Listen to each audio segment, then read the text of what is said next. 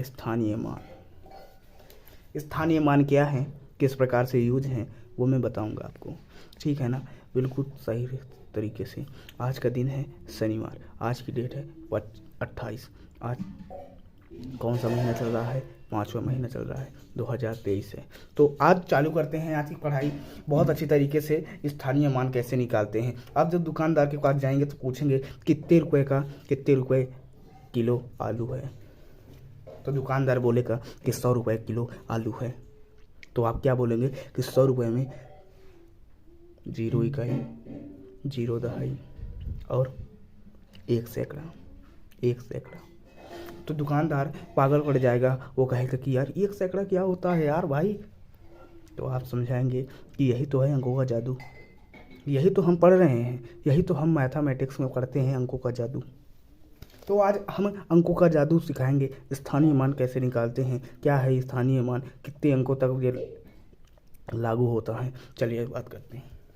तो सबसे पहले आते हैं कि हमें दी गई है कोई संख्या, जैसे कोई 3 संख्या दी गई है, तो उसमें कौन सा अंक इकाई का होगा, कौन सा अंक दहाई का होगा, कौन सा अंक सैकड़ा का होगा, कौन सा अंक 1000 का होगा, कौन सा अंक 10,000 तक का होगा, और आगे की बात करेंगे। परंतु हम अभी 3 अंकों वाली ही स्थानीय मान ज्ञात करते हैं। तो चलिए सबसे पहले हम 3 संख्या ले लेते हैं, जैसे 521। अब 521 में आपको बोलूँगा कि 521 में कौन सी संख्या इकाई की है, कौन सी संख्या दहाई की है, कौन सी संख्या सैकड़ा की है। तो आप बिल्कुल इजी तरीके से बताएंगे। आपको सबसे पहले अंक लिख लेना है। यदि ये 521 है, 521 में हमें पहले इसको लिखना है, फिर इसको, मतलब हमें सबसे पहले पीछे से चलना है आगे की ओर। तो सबसे पहले हम लिखेंगे इकाई। क्या लिखेंगे, इकाई। फिर उसके बाद लिखेंगे दहाई, फिर उसके बाद लिखेंगे सैकड़ा, फिर उसके बाद 1000, फिर उसके बाद 10,000, लाख, 10 लाख, करोड़, 10 करोड़, फिर ऐसे ही बढ़ते हुए चली जाएगी। तो आप ऐसे समझ चुके होंगे कि मैं बात क्या करने वाला हूँ। आप देखिएगा, एग्जाम्पल के माध्यम से बड़ी अच्छी तरीके से मैं आपको समझाऊंगा कि 521 में कौन सा अंक इकाई का है, दहाई का है, सैकड़ा का है। चलिए देखते हैं। तो जब देखते हैं कि 521 को जो लिखते हैं, इसमें लिखा गया है कि स्थानीय मान लिखो। स्थानीय मान का मतलब होता है कौन सा अंक किस इकाई में आता है, दहाई में आता है, सैकड़ा में आ जाता है, ठीक है ना। एग्जाम्पल के माध्यम से समझते हैं बहुत अच्छी तरीके से। चलिए देखिएगा, इसमें इकाई में दिया गया है 1, इकाई में दिया गया है 1। तो लिखते हैं इकाई में है 1, ठीक है। दहाई में क्या दिया गया है, दहाई में दिया गया है 2, 2। फिर उसके बाद लिखा गया है सैकड़ा में क्या दिया गया है, 5। लेकिन बोल रहा है कि स्थानीय मान कैसे निकालेंगे। स्थानीय मान के अंतर्गत यहाँ पास कौन 1 के बाद कितनी संख्या है, नहीं है। इसके बाद 1 के बाद कितना है, 1 के बाद है 1 संख्या, तो इसको लिख देंगे 1 संख्या है यदि, तो उसके बाद को 0 लगा देंगे। फिर जब 5 है तो 5 संख्या के बाद कितने हैं, तो 5 संख्या के बाद कितने 0 आएंगे। यहाँ पर 0 लिख लीजिए, यहाँ पर 0 लिख लीजिए, यहाँ पर 0 लिख लीजिए। जितनी संख्या हो उसके जस्ट बाद वाले 0 को ही हम लिख लेते हैं उनके साथ, ठीक है। 1 के बाद कोई 0 नहीं है तो उसके अंदर नहीं लिखते हैं। 2 के बाद कोई 0 नहीं है, 2 के बाद 1 0 है तो 2 0 लिख देंगे, 2 और 0 लिख देंगे, 20 हो जाएगा। और 5 के बाद 2 अंक हैं तो 2 0 बढ़ जाएंगे तो ये 500 हो जाएंगे। समझ में आ रहा होगा। यदि हम 500 प्लस 20 अब प्लस 1 करें, यदि जोड़ते हैं सभी को तो 521 आता है। क्या मेरा आंसर ये राइट है या नहीं, मैं यही समझाना चाहता हूँ कि वो अंक स्थानीय मान के अंतर्गत 0 का सबसे बड़ा विषय होता है, ठीक है ना। इसके बाद देखते हैं, फिर हम वही ट्रिक करेंगे। क्या करेंगे, सबसे पहले हम क्या करेंगे कि इनके नीचे 0 लिख लेंगे, 0 0 0। अब 0 जैसे लिखा है और फिर इससे क्या करेंगे, पीछे से चालू गिनना शुरू करेंगे। ये पीछे से चालू करें, पहले आए 8 1 7, पहले आए 8 1 7। अब इसके बाद क्या करेंगे, सबसे पहले देखिएगा 8 के बाद 0 है या नहीं, 8 के बाद 0 है या नहीं।